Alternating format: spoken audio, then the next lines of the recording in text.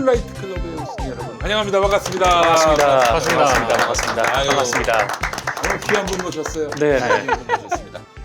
우리 시사평론계의 네. 대도서관. 대도서관. 남들이 아무도 주목하지 않았던 때 유튜브에 제일 먼저 들어가서 선점하신 분입니다. 네. 네, 그래요. 좌판 먼저 까신 분이죠. 첫 먼저 깔았습니다. 그리고 그 뒤로 우리 네. 유재일 평론가 뒤로 사람들이 졸졸 쫓아다니기 시작했습니다. 정상근 그렇습니다. 기자가 아까 이런 질문을 던졌습니다. 그럼 시사평론계 융댕은 누군가요? 아 이게 아재들은 잘 모르는데 아, 그거 몰라. 대도서관 융댕이 와이프가 부부예요. 융댕입니다. 부부예요? 네. 결혼했어 그 양반? 네, 대도서관도 유명하지만 그 융댕이란 분도 굉장히 유명한 유튜버인데 오. 두 분이 결혼하셨는데 예. 그냥 결혼하셨냐는 질문을 그냥 애둘러서 여쭤봤습니다. 아 그래. 네. 어떻게 뭐 네, 어떻게 여러분 되십니까? 소개받고 있는 응. 유재일입니다. 아, 네. 저는 뭐 여자친구는 윤댕보다 이쁘고요. 그래요. 예. 여자친구분이 보고 계시군요. 뭐 보고 있죠. 네, 아 그렇군요. 네. 오늘 그 출연해주신 이 대단한 분도 긴장이 되셨는지 네. 유튜브와는 달리 머리를 감고 오셨습니다. 그래요. 네. 예의죠. 그래요. 사회생활의 예입니다. 예. 예. 네. 아 그래도 물 적신 건 줄 알았더니 그게 아니었군요. 아니에요, 아니에요. 알겠습니다. 기름이죠, 기름. 지난번에 저희 18만 원 넣어주셔가지고 오늘 모신 겁니다. 네네 출연료 아이고, 내고 감사합니다. 아침에 또 5만 원 쌌대요. 5만 원까지 아이고 세상에 감사합니다. 23만 원 내고 방송 출연하시고. 네, 출연료는 역시 선불이죠. 네, 그렇습니다. 아 그래요. 자 우리 유재일 평론가 하면은 요즘에 대선 때는 완전한 그 친문, 친문적 노선을 걸으시다가 네. 최근에는 이 문파들로부터 공격을 당하고 있어요. 엄청 경고를 하겠죠. 아 그래요. 왜 갑자기 이렇게 노선을 바꾸셨는지. 그때나 지금이나 똑같은 얘기를 하고 있어요. 경선에 승복해라. 경선에 승복하라. 경선에 승복해라. 그때는 경선에 승복해라는 말을 기분 나빠했었던 게 이재명 지지자들이었던 거고 그렇죠. 이번에는 경선에 승복해라라는 말을 기분 나빠하는 게 전해철 지지자일 거일 뿐이죠.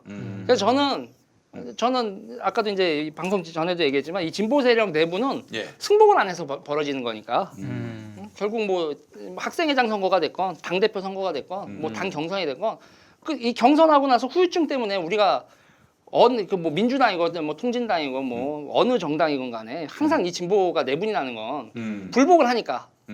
내가 왜 졌지라는 생각을 일단 증거는 증거를 받아들였는데 왜 졌지 하면서 불복을 하니까 그래서 그거 하지 말자 그러면 진보 망가진다 이 얘기를 할 뿐이에요. 아 그렇군요. 네. 알겠습니다. 제가 그래서 정말 뭐랄까요 사람을 바라보고 평론하는 게 아니라 어떤 원칙을 바라보고 평론하는 이 모습에 우리 유재일 평론가의 평론을 제가 항상 귀담아 듣게 됐습니다. 그래서 제가 요새 말 하나 만들어냈어요. 불복자는 고자다. 불복자는 고자다. 알겠습니다. 오늘 좀 걱정됩니다. 네. 나중에 이미 어떤 분이 지금 18,000원 후원하셨어요. 18,000원 후원했고 오늘 네. 광고 중에 하나가 네. 보라리 있거든요. 보랄이 있어요. 아이고 세상에. 집에 가고 싶네요, 진짜. 그래요.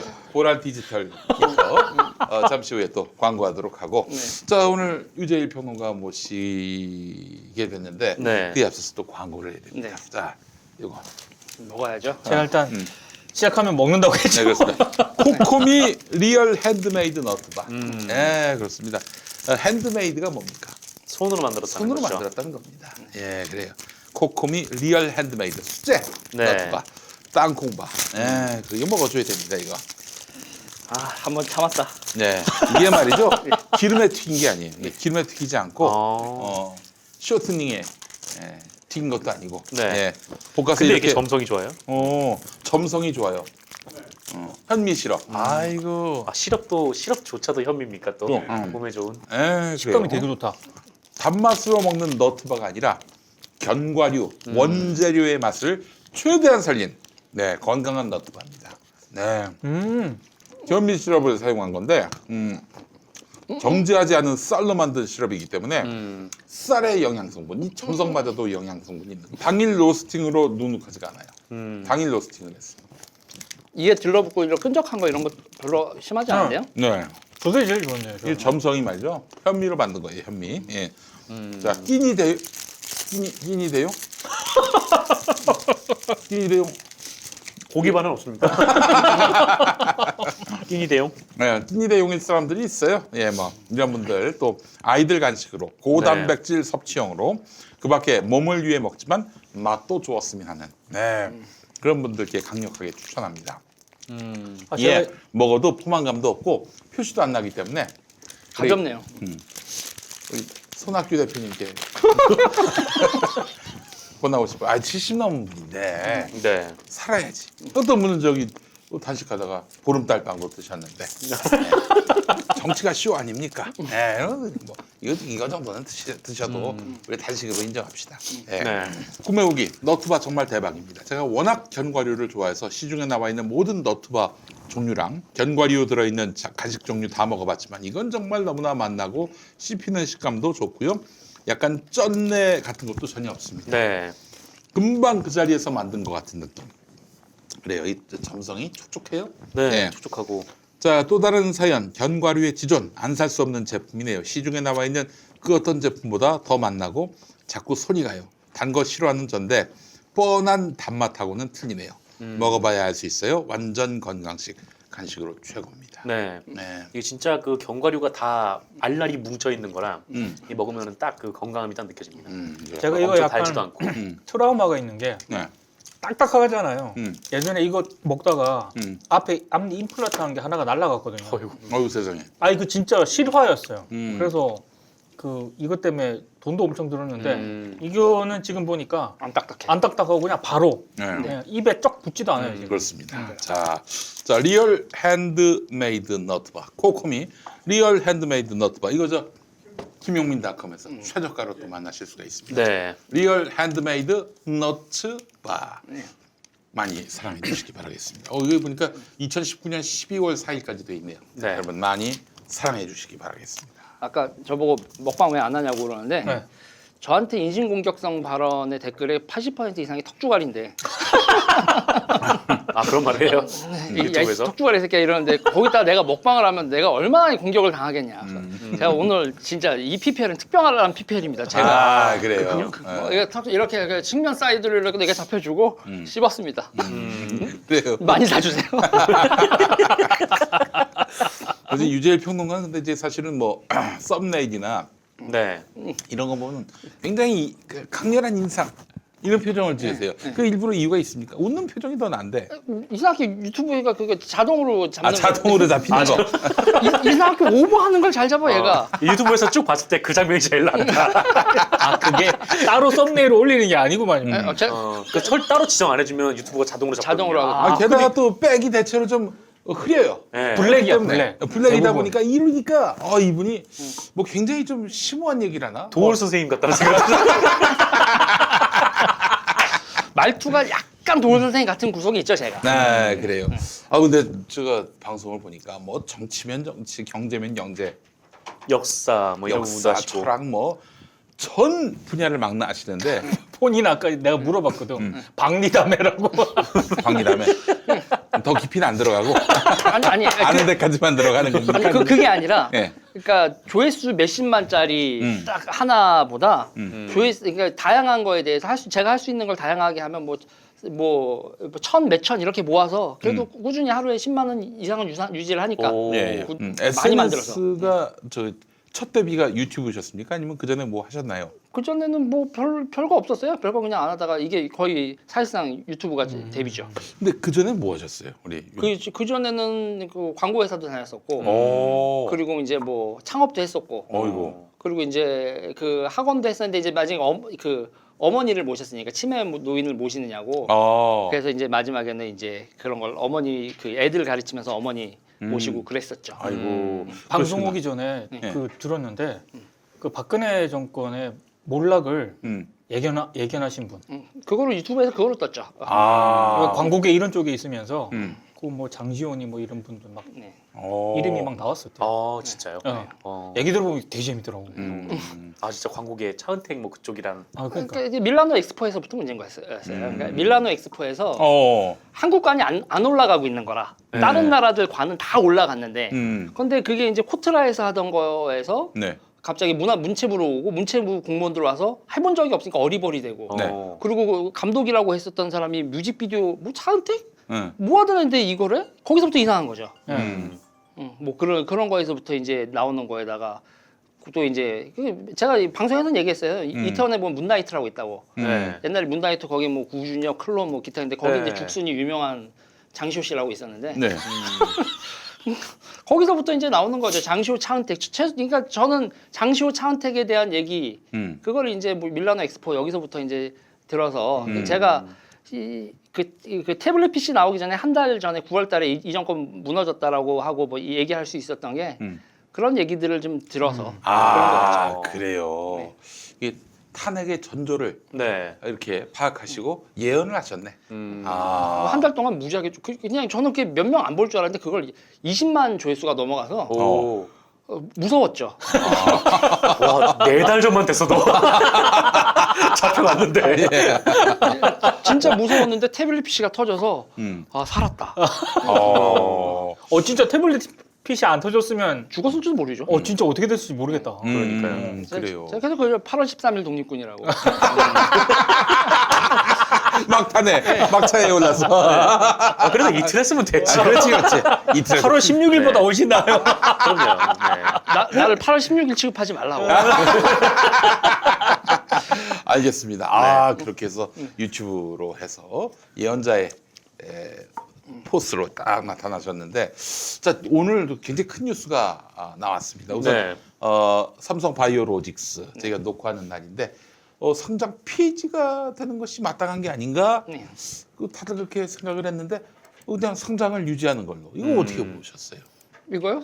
저는 이거 상장 폐지시키겠어요 이 나라에서라고 했다가 욕을 무지하게 먹었는데 그러니까 이제 패배주의적 시각이다. 이렇게 해서 평론에서 따지고 하면서 이게 왜 안 돼? 이게 폐지를 해야 되는지에 대해서 얘기를 해야지. 그래서 그 폐지를 해야 되는 얘기는 저 방송 말고 다른 전문가들도 많은데 저는 제가 할 수 있는 건 이 나라에서 언제 뭐 법리대로 간 적 있냐? 그러니까 정치 논리로 봤을 때 삼성을 상폐를 시킨다? 이걸 상폐를 시키면 이재용의 승계가 뭐 문제가 근본적으로 생기는데? 이제 부정이 되는 이건 건데. 절대로 안 된다.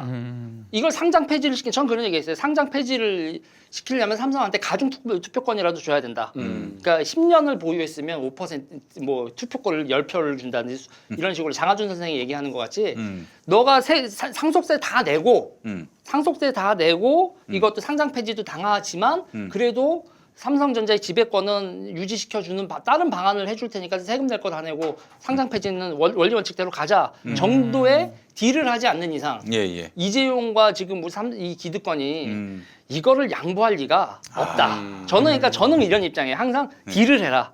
삼성이 원하는 걸 주고 국가가 원하는 걸 받아라. 그렇지 않고 이게 옳은 거니까 니들이 하라고 하면 쟤들이 힘이 없어요? 얼마나 막강한데. 되지 않는 싸움이 있는 거죠. 저 솔직히 국민들 입장에서는 지금 이재용이 딜을 할 때야라고 생각을 하겠지만 뭐 지금 이렇게 상장 폐지가 안 된 걸 보면은 여전히 삼성임이 이렇게 막강하구나라는 게 또 새삼 느껴지기도 하네요. 그렇죠. 그 어떻게 될 것 같아요? 정치적으로는 판장이. 정치적으로 이게 이제 막 던져도 되죠. 뭐 우리나라 정치에서 민주당, 자한당 뭐 가릴 거 있나요? 이거를 막을 정치 세력이 어디 있어요? 시민사회가 됐건 어떻게 돼? 이거 저는 못 막는다고. 그래서 촛불 정부는 좀 이렇게 바로 잡을 거라는 기대가 기대는 있었죠. 네. 저는 그 기대는 그 기대는 어디까지나 우리의 기대일 뿐이고 우리가 정치에 있어서 저는 그 얘기를 많이 해요. 힘이다. 정치는 결국은 맨 마지막에서 힘인데 그 힘이라는 역학관계로 본다면 이거는 안 된다. 언론, 학계, 정치계 그리고 주요 정당들 어딜 봐서 삼성을 무너뜨릴 수 있는 그거로 돌아가겠냐. 공정이 김상조의 공정이라고 과연 금융이 저는 그렇게 보지 않은 거죠. 네. 아니 그 한유총도 못 건드리면서 네. 무슨 삼성을 건드릴 생각을 했나 그런 생각도 들더라고요. 그렇죠. 예. 아이고 그러면은 뭐 이재용은 대법원에서 그냥 2심이 그 정영식이 판결한 대로 인용이 되는 겁니까? 이제 지금 다시 들어가기 집어넣기 힘들 거라고 봐요. 이재용을 다시 감옥에 집어넣기 네. 어려울 것이다. 그러니까는 이럴 때는 최소한은 육참골단이라고 하잖아요. 육참골단. 그러니까 이재용을 잡아놓기 위해서 누군가는 죽어나가는 각오로 해야 되는데, 그러니까는 이재용이가 잡혀가는 나라였으면 김영철 변호사 사건 때 이미 잡혀 들어갔어야죠. 그때도 이 김영철 변호사 사건이 났었던 게 무슨 뭐 박근혜 이명박 정부도 아니었잖아요. 그러니까는 노무현 정부. 예, 제가 친노고 친문이라는 걸 의심하시는 분들이 요새 자꾸 생기는데 저는 그거를 실망을 할 게 아니라 이거는 우리가 가진 권력이라는 게 뭐가 있냐 이거죠. 그러니까 요번에 봤을 때 시장은 일단은 삼성 앤드 재벌이 장악하고 있고 국가 예산마저 토건족이 장악하고 있는 걸 그리고 그렇죠. 그 토건족이 정치 조직이라는 거 민주당 자한당이 이 마을 구석구석에 있는 정치 자영업자들 무슨 수로 이기냐 이거죠. 그러니까는 우리나라에서는 주로 크게 봤을 때는 시장은 재벌이 먹고 있고 재벌이 장악하고 있고 삼성은 예산은 빼먹진 않지만 예산은 토건 쪽이 빼먹고 정치 자영업자들이 빼먹고 이거에 대해서는 우리가 적나라하게 봐야 된다. 그리고 이거 언론들이 이거에 대해서 얼마나 솔직하게 얘기를 하냐. 아니다. 우린 다 속고 있다라는 얘기를 하는데 이러면 이제 음모론자가 되나? 그런데 이상하게 내가 말한 대로 다 되네. 그래도 좋은 걸로 좀 전망해 주세요. 좋은 걸로. 좋은 거로 그러면 예언한 대로 다 되면은 네. 좋은 걸로 얘기해 주세요. 좋은 거로 얘기하면은 한 28년 한 30년 걸릴 거다. 한 세대가 걸릴 거다. 한 세대. 한 세대. 우리가 한 세대를 버텨내면 이 꼴을 안 볼 수 있지만 지금 당장 이거를 촛불은 그 30년 후에 벌어질 민주주의에 대한 비전을 보여준 거지 지금 당장 바뀌는 세상을 보여준 건 아니라고 봐요. 저는 그렇게 봅니다. 우울하다. 근데 버텨야죠. 지금의 그런 그 우리의 민주주의는 87년, 30년 전이면은 87년의 그 성과입니까? 뭐 그런 것다고 봐야죠. 지금 이렇게 우리 할 말 다 하고 있잖아요. 87년 체제가 네. 계속 되는 거죠. 그럼 촛불 이후, 그러니까 2016년 이후 2046년쯤에 46년. 네. 저는 그렇게 봅니다. 아니 근데 지금 생각해 보면 이런 생각도 들어요. 그러니까 촛불 혁명으로 문재인 정부가 들어섰는데 국회라든가 나머지는 다 그 이전 그대로 상황인 거잖아요. 뭘 할 수가 없어. 뭘 하려고 해도 근본적으로. 뭐 진짜 지금 같아서는 이게 뭔가 다음 총선에서 뭔가 바뀔 수 있을까도 살짝 좀 의심스러운 것도 좀 있어요, 사실. 네, 요새 이제 돌아가는 거 보면은. 그러면 저 총선 전망도 좀 해주세요. 총선이요? 총선 전망하기 전에 이제 총선을 소선거구로 치를지 네. 이제 뭐 권역별로 치를지 이거부터가 따라서 완전히 다를 거 아니에요. 그쵸. 총선 전망 자체가. 네. 근데 저는 소선거구제로 치르겠죠. 지금 아. 정치 조직들 자체가 지역에 있는 정치 조직들 자체가 소선거구제를 중심으로 다 이해관계하고 정치 그쵸. 조직들이 구성이 돼 있는데 1등만 1등만 당선. 기억하는 그쵸. 더러운 세상인 거지. 뭐 소선거구제가. 예. 민주당하고 자한당이 선호하는 체제인데 이게 바뀌겠어요? 그리고 우리는 알잖아요. 이 기득권을 가진 분들이 얼마나 뻔뻔하게 나오는지. 그리고 이게 저도 민주당이다 뭐 이런 진영 논리로 되게 되면 결국은 이해관계 무엇이 옳다라는 방향이 아니라 무엇이 이득이냐로 가게 되면 결론은 그대로 안 바뀌고 가겠죠. 그리고 소선거구제로 갈 거고 민주당이 대승을 하겠죠. 근데 민주당이 대승을 했는데 되게 찝찝한 대승을 하겠죠. 이번에 지방선거를 대승을 했지만 바뀌는 게 별로 없듯이. 네. 그러고 나서는 우리가 보겠죠. 아 민주당에도 삼성맨들 열나맞네. 이런 것만 뼈저리게 느끼는 다시 여루당은 지금은 여루당 시즌 2라고 얘기했는데 시즌 2 아니라는 거죠. 왜냐하면 지금은 과반이 넘지 않으니까. 여루당 시즌 2가 되려면 과반 넘고 모든 걸 할 수 있어야 되는데 뭐 4대 개혁 입법 이런 거 좌절되는 그런 게 돼야 되는 거고 지금은 개혁 입법이 좌절돼도 자한당 탓을 하면 되잖아요. 지금 뭐 유치원 3법 이런 거 된 거 쟤네가 반대했어라고 얘기를 하면 되는 거고 내부에 이에 뿌락치가 있다 이런 얘기는 뭐 절대로 얘기하면 안 되는 거고 민주당은 굉장히 소극적이고 네. 그러면서도 자유한국당 탓으로 돌리면 그만이에요. 그만인 거죠. 편한 거죠. 그러니까 지금 박용진 의원이 속이 불이 나는 거예요. 근데 너무 황당했던 게 뭐냐면은 그 민주당 이제 후원회, 중앙당 후원회를 만드는데 그렇게 박용진 의원, 그뭐 여론의 지지를 받을 때는 뭐 다 친박이야. 네. 다 친박이다가 친박이다가 유치원 3법 정작 이제 법안에 올라오고 심의를 하고 통과를 시켜야 되는데 이때는 다 소극적이야. 그냥 박용진 혼자만 날뛰는 거야. 외교멘트만 날렸구만. 아니 그러더니 중앙당 후원회 때 박용진 인기가 있으니까 박용진 의원의 그 후원 많이 해달라는 그런 메시지를 받겠다는 거야. 그 후원회장은 정세균 전 국회의장이고 음. 그게 얼마나 웃깁니까? 이용해 먹기만 하지 실질적으로 박용진이 하려는 거에 대해서 서포트를 안 해줘요 민주당이. 이 결국 이제 지역의 그 지역구에 가면. 세포처럼 지금 있는 이 유치원 원장들 이 사람들 눈치 보느라고 정작 해야 될 일은 안 하고 박용진 광만 팔고 아유 이게 뭡니까 이게 도대체. 이렇게 유치원 원장들이 얘기했을 때 이제 토지 이용료내라고 했잖아요. 결국은 그 논리가 뭐였냐면 내가 이렇게 돈 되는 거 아니었으면 여기다가 내가 빌딩을 올렸지 유치원을 했겠냐? 이거거든요. 그리고 그렇게 되면서 이제 저는 요새 이제 방송에서 되게 자주 하는 게 우리나라 요새 보는 거에서 인구 유입이 없는데 신도시를 짓잖아요. 네. 그렇죠. 인구 유입이 없는데 신도시를 지면 구도시면 당연히 슬럼화 되는 거죠. 그렇죠. 그래서 그 슬럼화 된다고 여기 세금 부어서 그거 다시 살려내라고 하고. 그런데 그 신도시 짓는 거에서 보면은 임야 같은데 교육부지로 해서 유치원을 임야를 교육부지로 해서 허가 내주고 논밭을 택지로 바꾸고 거기서 돈을 만들어내는 이 카르텔의 구성원이니까 유치원 분들은. 그리고 이제 그거에 대해서 이제 저도 취재 중이거든요. 그래서 도대체 몇 개의 유치원 부지가 이런 식으로 돼 있고 이들이 결국은 돈 이런 거로 돌아가고 있는 거다. 그리고 이제 그분들이 방구를 끼면서 지역 조직을 장악하고 있는 결국은 제가 놀라운 게 대의원도 농협 대의원, 새마을금고 대의원, 뭐 이런 거 다 겸하고 뭐 민주당 대의원 다 겸하고 있으면서 지역 의원까지 지방 정치 조직이 그렇게 돼 있는데 과연 이게 자한당 민주당의 문제냐? 이거 소선거구제에서 못한다 이렇게 보는 거죠. 사실 뭐 유치원 원장들 중에서도 막 구의원하고 시의원하는 사람도 많잖아요. 뭐 네. 그런 식으로 조직 장악해서 이게 신도시 말씀하셨으니까 뭐 그런 것도 있는데 진짜 막 아파트 단지별로 이렇게 뭐랄까요, 하여튼 그런 게 있잖아요. 막 입주자 협의회 막 그런 거를 이제 만들어서 이제 거기에 이제 뭐 이렇게 집단적으로 민원을 넣는 거죠. 뭐 지하철을 뭘 땡겨 와라, 뭐 버스를 뭘 만들어라 그런 식으로 해서 SOC 예산을 계속 국회의원들에게 압박을 하고 그렇게 해서 그 실질적으로 지하철이 따오면은 그냥 거기서 이득을 올리는 그러니까 거기서 집값이 올라가면 그거는 다 뭐 사회적인 환원이 없이 그냥 자기가 다 가져가는 거죠. 그러니까 이게 단순히 뭐 국회의원 뭐 한 명 뭐 이런 것도 중요하지만 근데 진짜 우리나라 사회 전반적으로 진짜 이런 문제들이 굉장히 좀 심각한 것 같다는 생각이 들어요. 그러니까 거기 저는 이제 그런 거에서 아파트 단지 새로 생긴 다음에 학교 애들이 그 담장을 타러 뺑 돌아가야 되는데 그 입주민들 모아가지고 그 애들 저기 임대 아파트 사는 애들 우리 아파트 네. 가운데 못 지나가게 아유.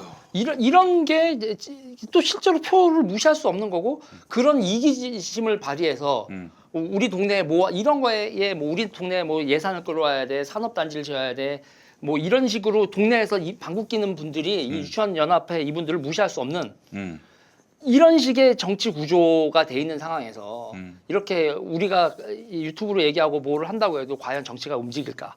저는 요새 대단히 많이 회의적이라기보단 진짜 존버해야겠다. 연락에 한 30년 버티고 이 얘기를 계속하면서 사람들이 하면서 우리가 보면 아파트 입주민 대표회에 우리 투표를 안 가잖아요. 그냥 아무나 될 사람 되라. 뭐 이런 거고 뭐 새마을금고 대의원 누가 하든 농협 대의원 누가 맞아요. 하든 네. 우리 신경 안 쓰잖아요. 그러다가 이렇게 먹힌 거죠. 아니 근데 진짜로 그 가끔 이제 휴일 같은 날 와이프랑 동네 카페를 간다거나 이렇게 카페 가서 동네 아주머니들이나 뭐 아저씨들 혹은 교회 갔다 오거나 이러신 분들이 와서 막 얘기하는 게 있거든. 근데 그 얘기를 들으면 아 이게 우리나라가 이게 중앙 정치가 이렇게 된다고 이게 과연 개혁이 그러니까 왜냐면 거기서 나오는 모든 얘기는 정말 그 집단 이기주의에 최첨단을 달리고 있는 거예요. 네. 딱 블럭치고 부동산 다 해야 되고. 근데 그게 소선구제의 지금 원동력이 되는 거죠. 그렇지. 그쵸. 그러니까 바뀌지 그게 않는 거죠, 이게. 그 얘기를 들으면서 와 이건 진짜 바뀌기 어렵다. 자, 그래서 이제 소선거구제가 유지된다. 네. 2020년 총선 결과 어떻게 아, 나옵니까? 그거 얘기하고 있었죠. 그러니까 소선거 제가 유지되면 민주당이 압승할 거라고 봐요. 몇 석 정도 생각하세요? 저는 180석 이상 가능하다고 봅니다. 와, 아니 지금 지지율이 많이 떨어지고 있는 상황인데도 불구하고 그 정도 예측이 가능합니까? 저는 예측을 하는 거에서 뭐냐면 민주당이 잘하는 둘째치고 자한당이 회복 불능이니까. 그렇죠. 자한당이 회복 불능이라 이렇게 민주당이 압승할 거라고 봐요. 사실 그 민주당 지지율이 떨어진다고 문재인 대통령 지지율 떨어진다고 자유한국당의 그 뭐 프로테이지가 대선 때에 홍준표가 얻었던 24%를 넘지 않고 있어요. 네. 이거 보면은 제가 봤을 때 요거는 다음 선거도 자유한국당 별 수 없구나 이런 생각도 들면서 그래서 그렇게 해서 이제 총선에서도 만약에 이긴단 말이죠. 대선은 어떨까요? 대선은 저는 그거는 모른다고 봐요. 왜냐하면 자유한국당이 지금요. 자유한국당이 정신을 못 차리는 가장 결정적인 원인은 지금 의석수를 가지고 있잖아요. 네. 의석수를 가지고 있는데 이걸 가지고 그리고 당 개혁을 하면 자기가 살아남는다는 보장이 없으니까 지금 현역들 위주로 다시 한번 총선을 치르고 그때 이제 나가리가 되고 나면 그러고 나서 이제 다 원외로 쫓겨나고 나면 그러면 뒤에서 이제 코디네이터가 코디를 할 수 있는 상황이 되겠죠. 예. 지금은 보수를 설계하는 설계자가 있다고 해도 뭐 보통 이제 많이 뭐 삼성이나 뭐 이렇게 해서 얘기하는데 보수의 설계자가 있다고 해도 자기 살아남기 위한 국회의원들이 다들 지금 자한당에서 해서 어떻게든 뭐 버티고 있는 상황인데 그들이 총선에서 박살이 나고 나면 그러면 작전 세력이 됐던 뭐 이런 홍보가 됐던 이거를 멋지게 꾸밀 수 있는 그 사람들이 오더내리면 오더내린 대로 움직이는 조직으로 보수가 재편되면 그때부터는 대선부터 그리고 그 다음 선거부터에서는 피 튀길 거라. 저는 그렇게 봐요. 저는 열린우리당 때가 자꾸 이렇게 뭐랄까요 대자비가 있어요. 그러니까 저는 180석까지 간진다라고 했을 때는 그럼 180석이 똘똘 뭉쳐서 대선 승리를 위해서 함께 힘 모으자. 저는 그렇게 안 된다고 봅니다. 또 이 안에서 뭐 친엑스파 해가지고 또 갈리고 난장판이 될 거라고 생각해요. 뭐 이미 친노가 몇 개로 나눠진지도 모르겠고 제가 계속 이 얘기 하거든요. 동인, 서인, 북인, 남인, 소론, 노론. 지금 벽파 뭐 이런 그러니까 지금 우리가 권력을 잡고 나서 이 분화라는 거나 이런 것들이 저는 옛날에 이제 우리 이제 93학번 제가 이렇게 다 비슷한 그러니까 우리 이제 운동 끝나고 나서도 그 NLPT 싸우는 거 꼴 보기 싫었거든. 네, 맞습니다. 꼴 보기 싫었는데 그거에 수많은 버전들이 이렇게 많은 버전이 있고 최소한 시민들이 정치의 중심에 서면 이런 게 좀 덜 할 줄 알았는데 그래서 이게 요새는 그런 생각이 든다니까요. 이거 뭐 NLPD고 뭐를 떠나서 이게 우리가 너무 샤머니즘, 정감록적으로 정치를 바라보는 건가? 제가 정치입니다. 아니 그런 것 같아요. 이게 문재인이 내려오셔서 세상을 평정하리, 이재명이 내려와서 세상을 평정하리 이런 식의 관점들로 시민들이 정치를 본다는 거죠. 이러면 답이 없지. 아니 이건 정말 아닌 것 같아. 우리 뭐 문재인 대통령 지지하고 이재명 지사 지지하고 뭐 반대한다 하더라도 일종의 이 선이라는 게 있는데 이건 뭐 그 사람을 특히 언론을 그 딱 지목하면서 너 문재인 비방하지? 응? 너 찬성하니? 뭐 이 잣대로만 가르는 거예요. 이게 얼마나 유치한 잣대입니까? 아니 지지하더라도 비판적인 지지가 있을 수 있는 것이고 그렇잖아요. 뭐 반대를 하더라도 품격 있는 반대를 할 수 있는 건데 뭐 아니면 도야 이 사람들한테는. 그러니까 모든 가치 판단의 기준이 그렇게 되는 건 이게 종교죠, 종교. 종교지. 예. 정치가 그게 아닌데. 또 종교도 좋은 종교는 또 그러지 않아요. 나쁜 종교만 그렇습니다. 나쁜 벙벙 같은 벙벙이 같은. 그래서 저는 참 그게 안타까워요. 지금의 이런 뭐 이른바 뭐 문파, 뭐 진문 이게 진박하고 뭐가 다른지 모르겠어요. 밖에서 보면 똑같이 보이는 거죠. 그러니까 그게 너무 안타까워요. 그게. 그래서 사실 저는 180석까지 된다. 그러면 또 이제 권력은 나눌 수 없다. 이 논리가 이 이데올로기가 기승을 부리면서 뭐 3개, 4개, 5개 쪼개진다고 보고 열린우리당이 그랬지 않습니까? 노무현 대통령 힘이 좀 빠지고 계속 보궐선거에서 연전연패하니까 그때부터 또 그냥 뭐 밖에 있는 호남의 민주당하고 합치자 말자 뭐 중도로 가야 된다 뭐 이런 소리 저런 소리 나오면서 열린우리당이 판판이 깨졌어요. 100년 가는 정당 만들자고 했는데 뭐 5년도 못 갔어요. 근데 그때보다 훨씬 더 심할 거다라고 저는 보는 게 그러니까요. 그때는 사실요. 예. 그때는 사실 좀 무서웠던 거거든요. 정동영이 이기든 손학규가 이기든 결국은 대통령 못 되는 상황이었거든. 그렇지. 근데 이번에는 당 내에서만 이기면 대통령 될 것 같은 상황일 거라고 보여요. 그러면 얼마나 죽자사자로 싸울까? 그렇지. 저는 그 모습이 안 봐도 비디오라서 많이 우울합니다. 많이 우울해요. 그리고 저는 그래서 제가 많이 얘기를 하는 것 중에 하나가 예. 제가 낙검수를 되게 막 그 우상 숭배하는 거 아니냐 저보고 그런 분들이 있는데 제가 뭐를 얘기하냐면 이 우리 그 민주화 세력 내에서 이 분파주의고 종파주의적이고 서로 싸우고 이지랄하는 거는 이거는 진짜 몇십 년 동안 벌어진 일인데 낙검수가 등장하면서 대중하고 소통되고 진보적인 사회 변혁을 열망하는 대중이 대중과 소통하면서 이렇게 큰 덩어리로 돼 있었던 적이 처음이란 말이죠. 이게 저는 학교 내에서 NLPD 형들 봤어도 그분들이 대중과 소통해서 큰 덩어리를 만들어 놓은 꼬라지를 못 봤단 말이에요. 그렇죠. 그런데 낙검수가 나타나고 우리는 그 낙검수가 나타나게 되니까 다른 모든 걸 다 밟았잖아요. 이명박근혜가 다 밟아서 뭐 통진당도 밟고 뭐도 밟고 다른 정치 세력 언론인도 다 밟은 상황에서 그러니까는 그 왜 밟혔냐 그러면 기존에 있었던 정치 조직들이 왜 낙검수가 나올 수밖에 없었냐 서로 청질하다가 다 부서진 거였었죠. 그러니까는 통진당도 서로 내분이 안 났으면 박근혜가 그렇게까지 밟을 수 있었겠어요?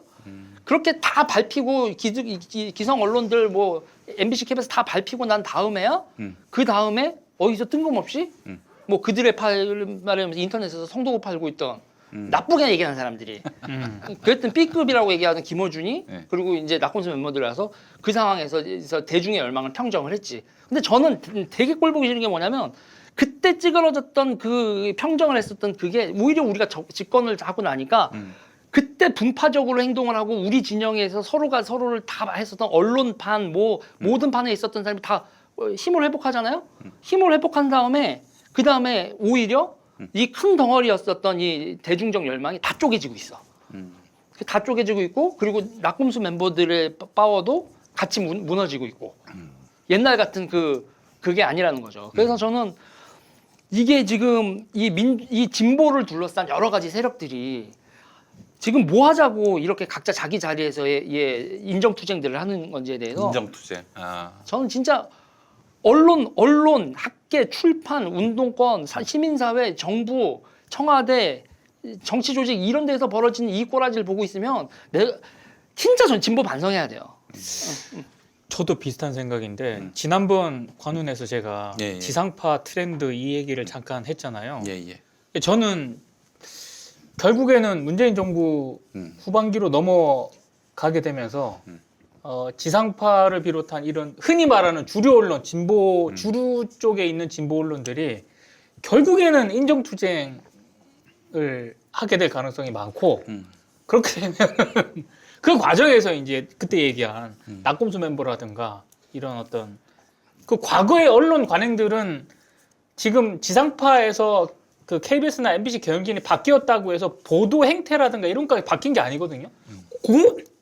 고스란히 드러날 거라고. 그러니까 제가 이제 낙검수 구성원이었기 때문에 과찬의 말씀을 들어서 제가 화답하는 차원이라기보다는 사실 가장 답답했던 게 뭐냐면은 나는 꼼수도 하면서 제일 먼저 말하자면은 칼 들고 와서 찌른 데가 경향한결이에요. 그렇죠. 경향한결회가 가장 남의 먼저 쳤죠. 나와바리를 왜 니들이 들어와 가지고 그러느냐.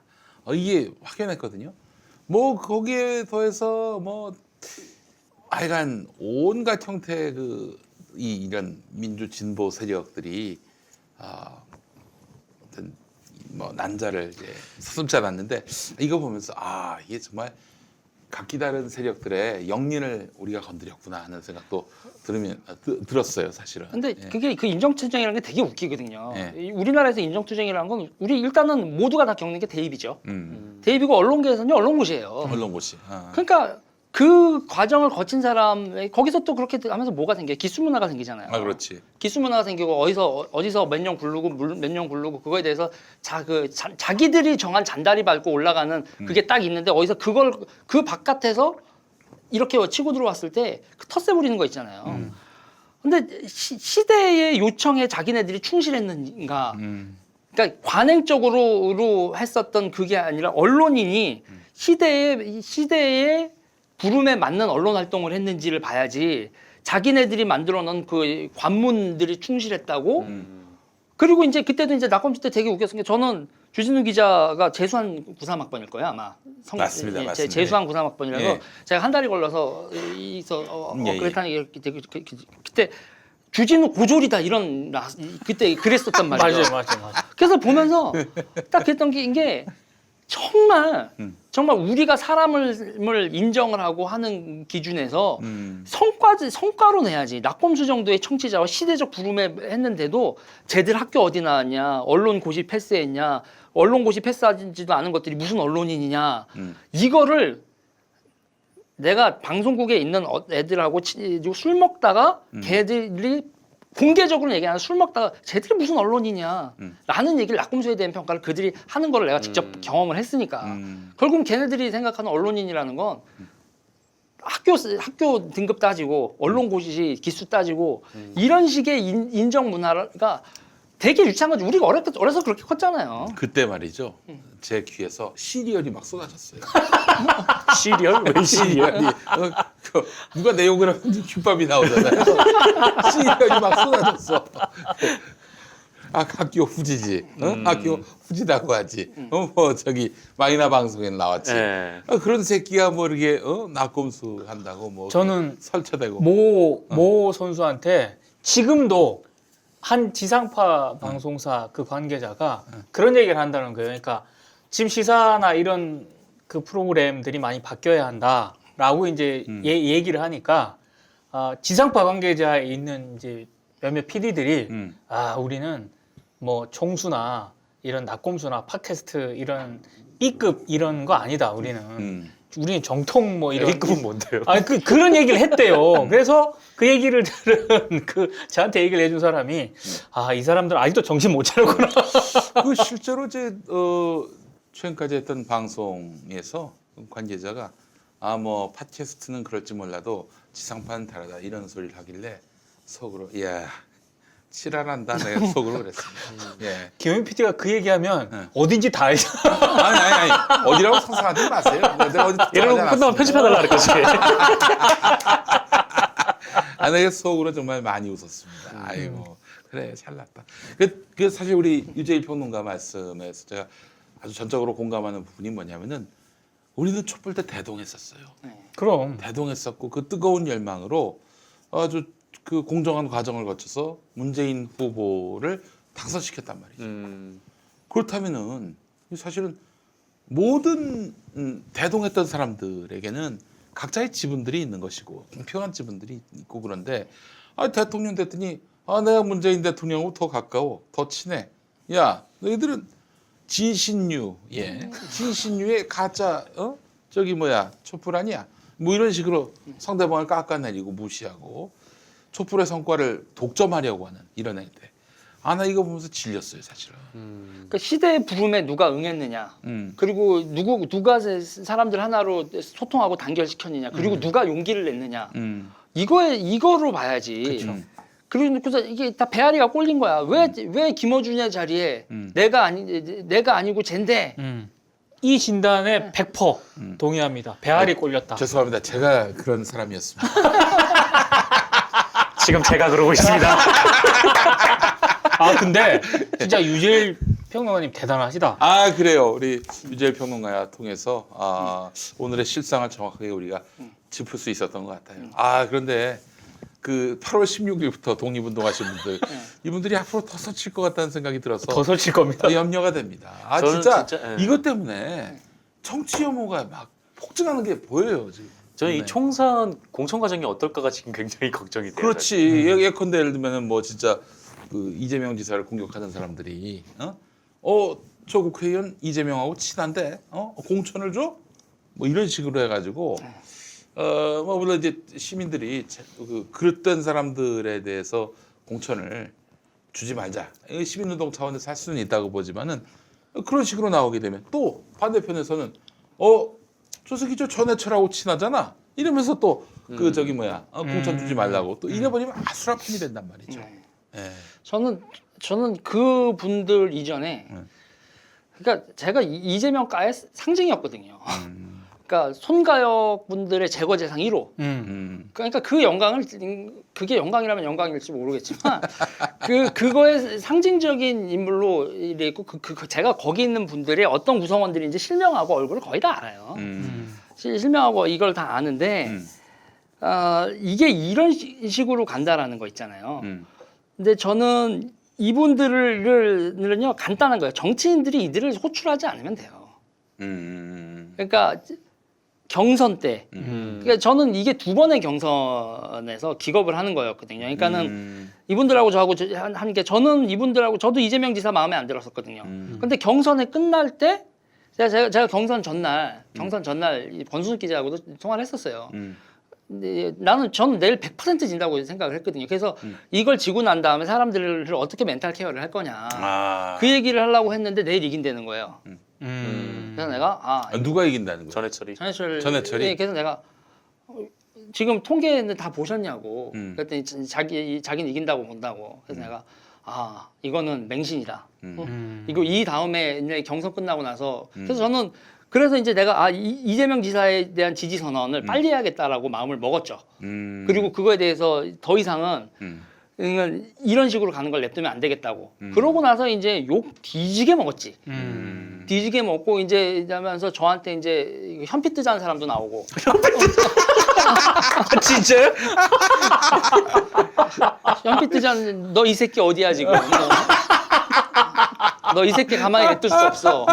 뭐 이런 거. 그래서 뭐 이때까지 냈던 후원금 다 돌려줘. 그래서 나한테 들었던 말 내에서 다 빼내면 줄게. 뭐 나도 무시하게. 뭐 이러고 그랬었는데 그러면서 그 과정에서 그래서 이제 저는 그게 이제 좀 잠잠해지는구나. 결국은 경선 불복이라는 거고. 그래서 그분들이 정말로 나중에 했었던 게 제가 진짜 회심의 미소를 지었었어요. 싸우고 제가 수세에 몰리다가 그게 반전이 될 수 있었던 게 남경필 전 지사가 나는 문파다. 그거를 들고 나오고 파팜이라는 말을 유행을 시키는 거예요. 파도 미담이다. 남경필에 대해서 어떻게 파팜인지는 모르겠는데 파보지도 않고 그런지 모르겠는데 그때부터 미쳤냐. 민주당 후보가는 이재명 남경필에선 당연히 이재명 아니냐. 그리고 그분들이 약간 이상해지기 시작을 하는 거지.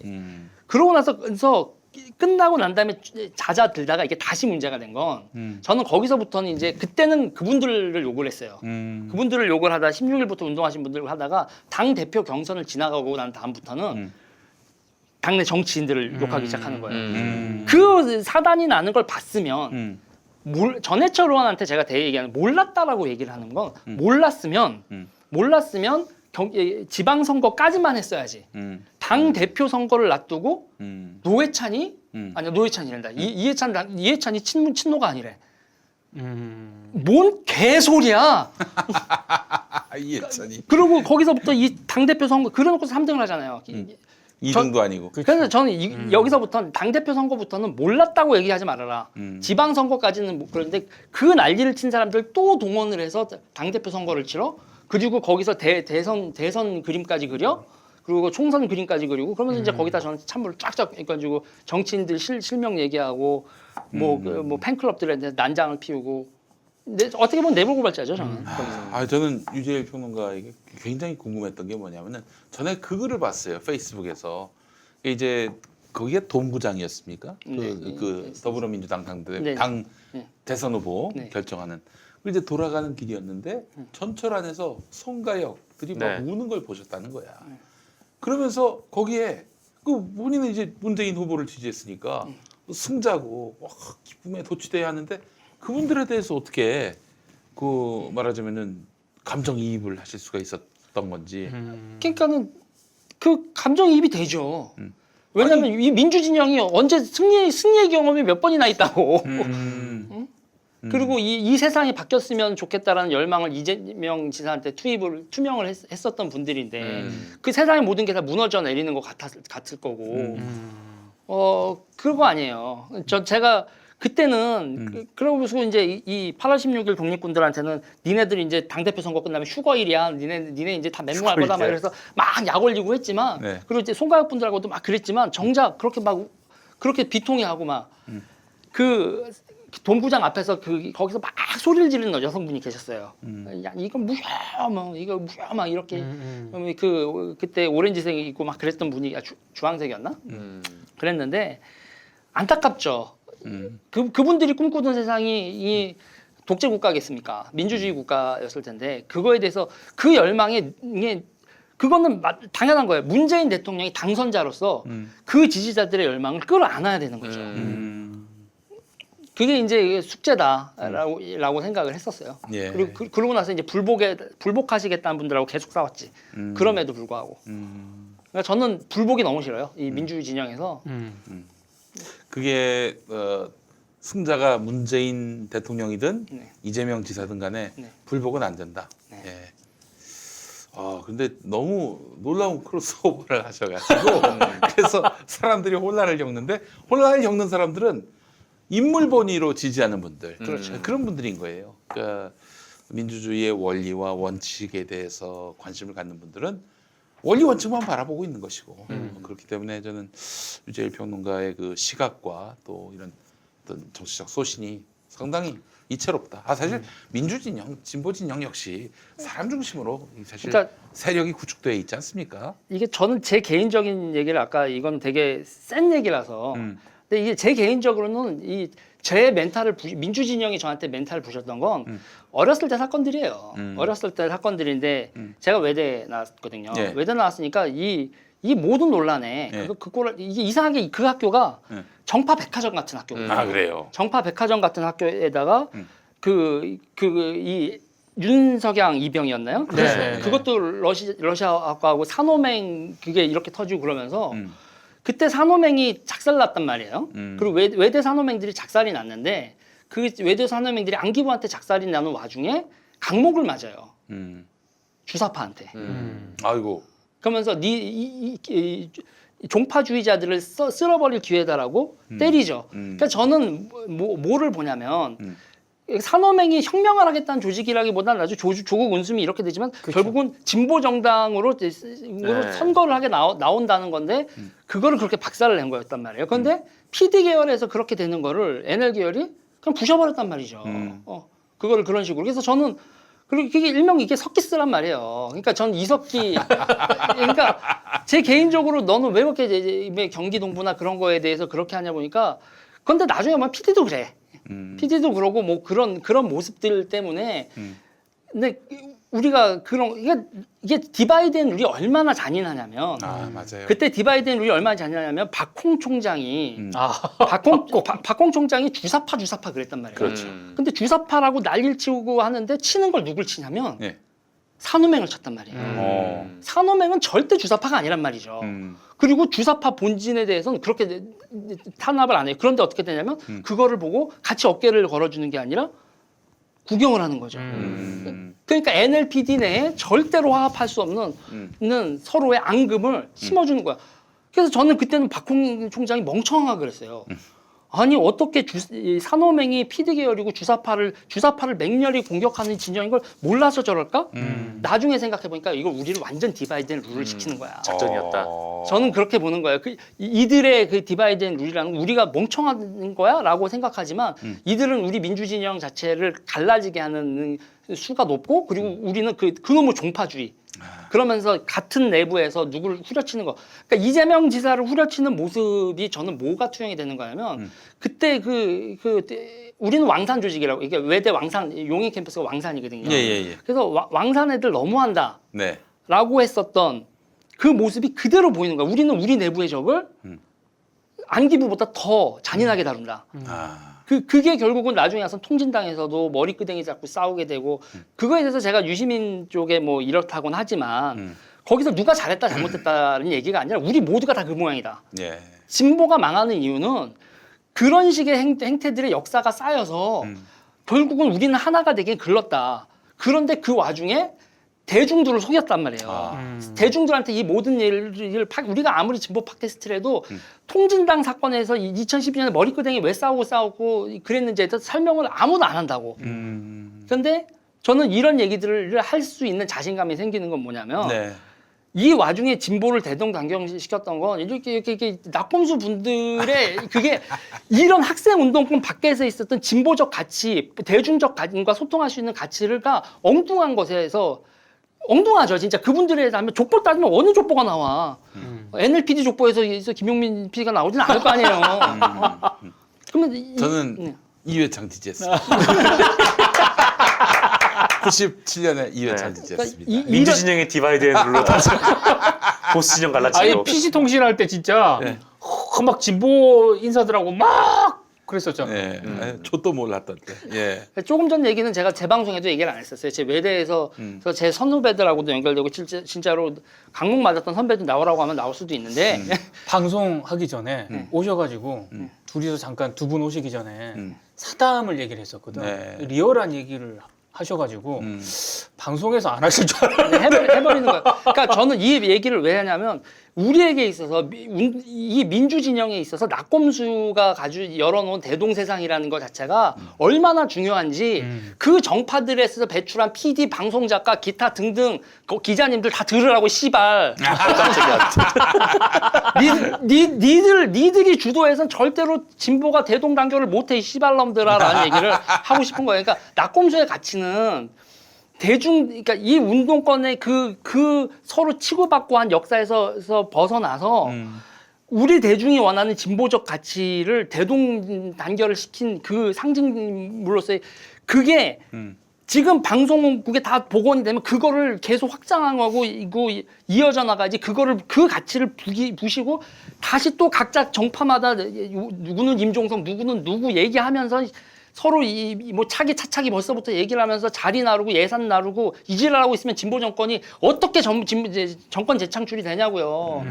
그래서 요번에 양아치 새끼들이 이해찬 대표 몸 안 좋다 그러는데 오죽하면 그 몸 안 좋은 양반이 당대표로 나오냐 이 씨발놈들아 라는 얘기를 하는 거죠. 그러면서 이 친노 내부에서도 갈라져 있는 이 꼬라지 보면 아까도 노론 소론 서인 뭐 얘기했지만 이제는 진보 꼬라지가 이렇다라는 걸 아주 솔직하게 얘기할 때가 왔다는 거예요. 예. 이거 숨기고서 무슨 얘기를 해. 그러고 나서 변절하고 뭐해서 마탱이 가가지고 삼성 돈 받은 사람들도 졸라 많고 지금 과연 우리가 개혁에 추진하는 데 있어서 정치 세력이 어디 중심으로 어떤 담론을 꾸려나가야 되느냐라고 했을 땐 저는 아직 낙검수가 이렇게 찌그러져서는 안 된다고 봐요. 그리고 공중파 기사 등등 분들 시대적 요청과 우리가 열었던 촛불에서의 대동세상에서 그거를 당신들이 얼마나 망가뜨리고 있는지에 대해서 제발 좀 반성을 하시라.